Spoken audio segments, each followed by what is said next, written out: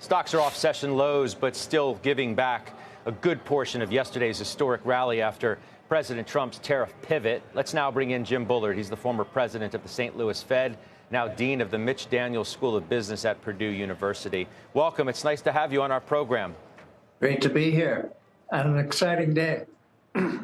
I mean, I suppose it's been volatile yet again. How do you think the Fed is taking all of this in? I think the chair had it about right. Let's do wait and see from the Fed's perspective. I don't think this is about interest rate decreases right now. This is all about how are we going to reorder the global trade arrangements and what effect is that going to have, especially on global investment. I think the uncertainty is a damper to global investment, and that's why there's recession warnings coming around.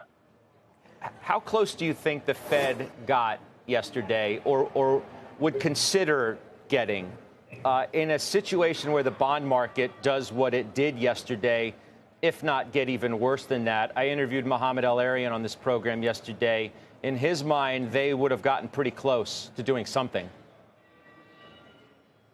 Yeah, there's a lot of volatility, although if you zoom out and look at the 10-year and the 2-year, they're not trading too far differently from what they have over the last couple of months and years. So I think, yes, there's a lot of volatility. Yes, it's very upsetting in the markets, but I feel like the overall, so far, the markets have been able to handle the sort of volatility that we've seen.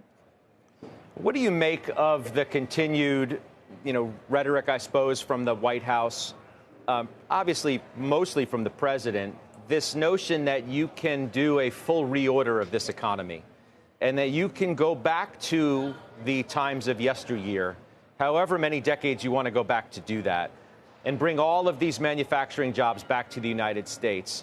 Never mind the fact whether people actually want to do those types of jobs, but just the idea of itself, because the president is the president.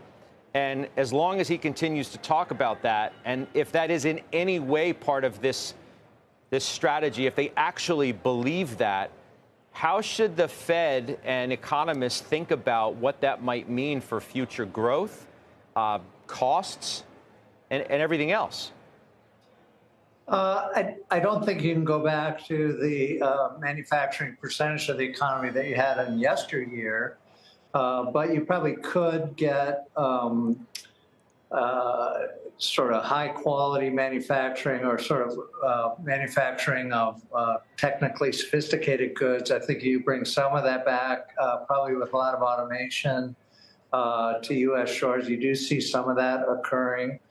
And why not have products closer to markets? There's some of that occurring.